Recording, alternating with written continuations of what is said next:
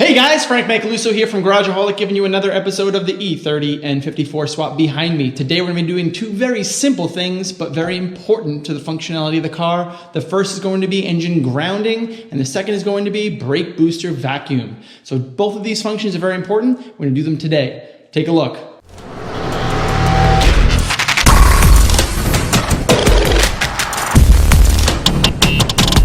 This guy needs to connect from the body to the chassis of the actual engine, the block. Okay, why is this so important? It's important because this is a very large wire. It needs to carry a lot of current. The current that it needs to carry is because of the starter. The starter is it takes on a lot of cold cranking amps, or CCAs they call it. So when you have your power battery going to the starter, that is power going to the starter to complete that loop. You need to actually have the starter, which is already grounded, go back to the negative side of the battery.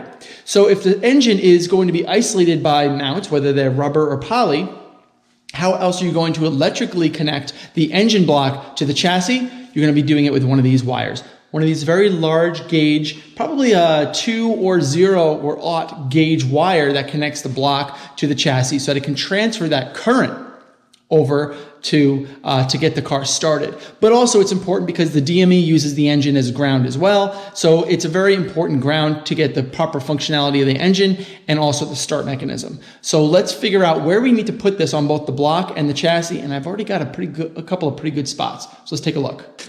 So over here on the E30 frame rail, this is the driver's side frame rail, you'll see down below right there, you'll see a stud. That stud is meant to be a ground. It goes right to the chassis of the E30, and we're going to be connecting one of those lines directly to it. Let's actually take a look right now and see if we can get it hooked up. All right, so you can see that is actually hooked up. So where's the other end going to go? Well, it's going to go on the engine block, but where?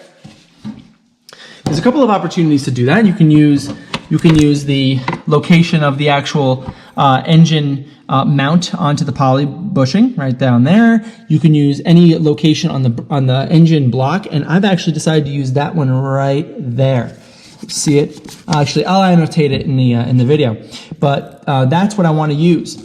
And I need to find a piece of hardware that'll mount, and also I need to find and get a larger hole in this collet, in this lug rather, that allows me to basically just screw it on and tighten it up.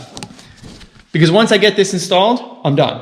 That's it. And then I just need to disconnect it in one location, and that's it. So this is going to be really easy. I just wanted to show you that there's a lot of locations where you can use to mount it. I mean, if I wanted to, I can actually use this if I want. That's actually engine ground too. So I could have gone from here, from here to here. But it doesn't look pretty, and it's, you don't want this to kind of be exposed unless it's like a nice stainless steel braided version. But it still looks stupid. You want to hide it. So I'm going to hide it. This is the bolt that I've chosen to go into the block. It's a very large size, not really, it's actually a structural bolt, but I'm going to be using it here. And this is the location. This is the lug that I want to actually bolt into the block side. Now, if you remember, when I explained to you a few videos ago about how to drill into these things without twisting them and warping them, because remember that's aluminum, so you don't want to use a regular drill bit. The bit head is going to dig into it and it's going to twist it, and that is not going to be good because I don't have another one of these. What you want to use is a step drill. The step drill is going to kindly and genteel get right through that lug, and that's what you want. You want it to kind of like finesse and open up that hole. So let's do that. As of right now, it doesn't fit, but let's open it up. It's effortless, it really is. Still too small.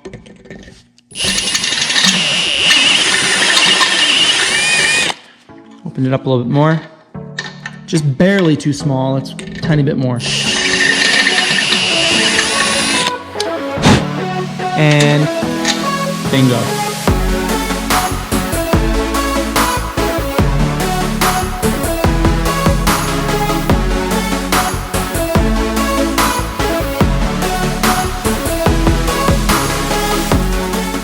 Okay, now let's talk brake boost, because the brake boost system on a turbocharged engine like the N54 is a lot different than what the E30 is used to. So there's two things that we can do.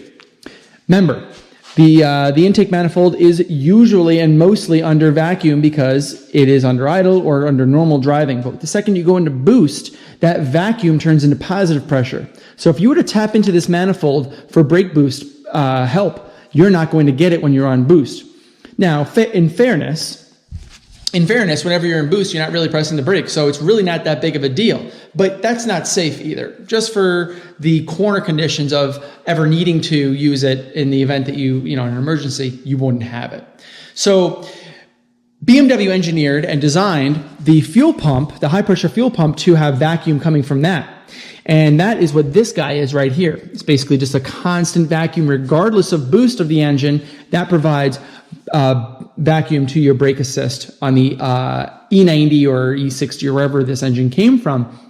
So you can adapt that to the E30, and that is exactly what I plan to do. Is I want to use this hose here and adapt it to that. And I want to try putting a check valve in there. It's not mandatory to put a check valve in there because there wasn't one on the E30, but I will be planning on putting one in there. Here's a check valve that I found that might actually be a really good opportunity to put it right here or something like that, which prevents any type of positive pressure from going into the brake booster for any reason whatsoever. That is very important. So what I'm probably going to end up doing, and I guess I can get into the details in a minute, but I was able to scavenge one of these guys that pushes right into that and turns this into a barb connection. Perfect barb connection, mates directly up to this, and that'll go right into the booster, which is kind of like down there. We'll get to that in a second. But yeah, let's just put the intake manifold, the air intake on to see what we need to route around in order to get this thing to fit. All right, so carefully installing this guy shows that this actually, it might benefit from routing along the inside of this to try to keep the slim look of the engine bay. And actually, I want to see where the reservoir is. I think the reservoir is going to end up hitting right here. I think it's probably going to end up hitting, but if I can just get this in, that would be great, like right around the edge. It'd be pretty neat. If not, I can always take this, twist it, and I can go right around the outside. That might actually be better. I can go right around here because I do have an idea on how to shroud this. So I'm going to shroud this whole intake kit, but I think that maybe just going around might be actually easier and also pretty slick as well because it's not going to be hosed around and all that. So it's going to kind of hug along the outside of the intake and then go right into there. That might be what I want to do. Cool. Let's shoot for that.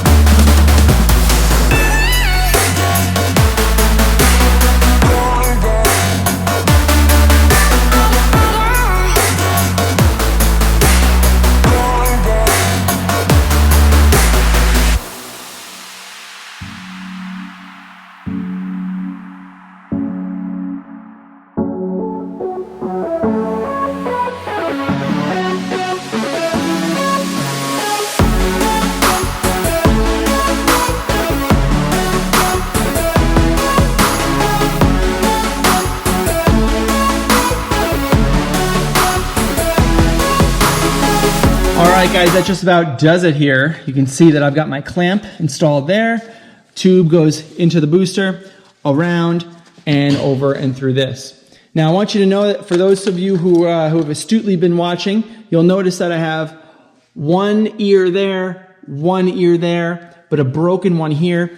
Yeah, so I guess it just came like that from when I got the car. So I got another one, and I'm actually going to be installing that as well. But this one here was like my sacrificial first air intake that I made some cuts that shouldn't have been made. And this next one that I've got is going to be a fresh piece that I'm going to cut it from the ground up, and I'm going to be cutting it all the right directions and locations to make this thing really fit very nice inside of this engine bay. Guys, that just about does it for two very simple aspects of the E30 N54 swap that you need to do. You just need to do these things if you want your car to work. So, having said that, my name is Frank Macaluso, and I am from Garageaholic. That is the company that I started to start doing these YouTube videos. So I want you to know, please consider subscribing if you haven't already. And if you want, you can tell a friend. Let them know. If you see them like on the street and say, hey, how you doing? How's your mom? You know, have you ever seen Garageaholics work before? You know, I mean, could be interesting. Could be the turn a page of your life to a new chapter. So you never know. You never know what can happen out of this. Okay, good things could happen. But hopefully I've entertained you to some small level or degree, that you enjoy what I'm doing, you found value in it, and you learned something. Again, consider subscribing, guys. Comment, like, love the comments. Thank you so much, and I am out of here. Till next time. Later.